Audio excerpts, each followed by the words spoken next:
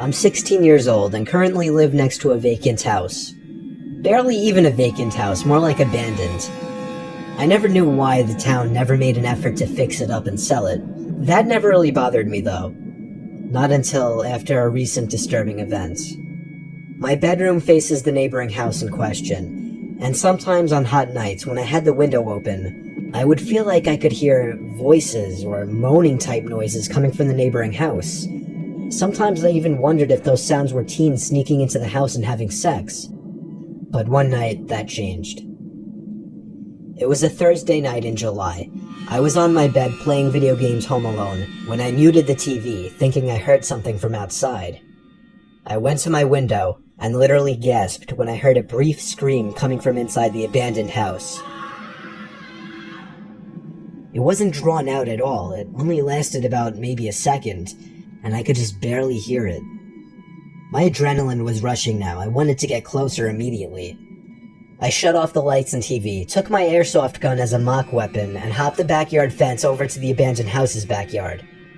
I knew the back door was left unlocked, since I had been in there before with friends. I simply opened the back sliding door quietly and crept inside just a bit to listen for any more sounds. There was a weird, steady, creaking type noise. It was very low, but it was evident. It was also as dark as it could get in there.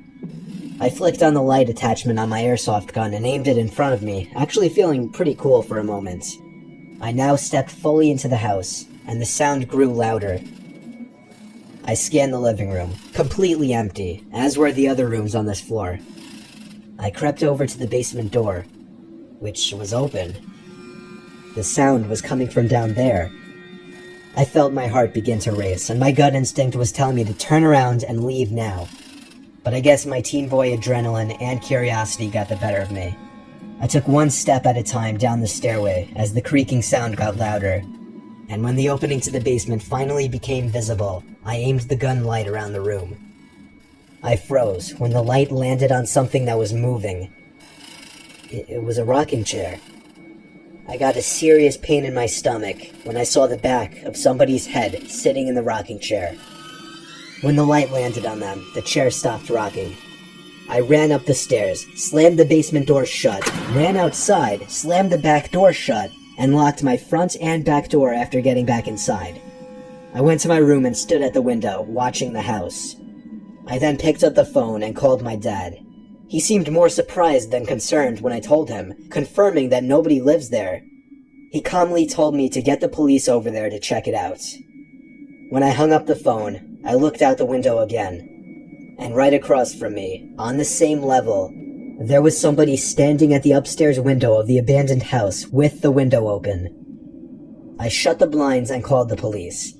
They told me to keep watch through my window, and when I lifted the blinds back up, he was gone. I just hoped he was still in the house by the time the cops showed up.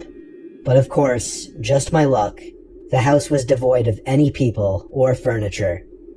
Well, except for one thing, a single wooden rocking chair in the otherwise empty basement.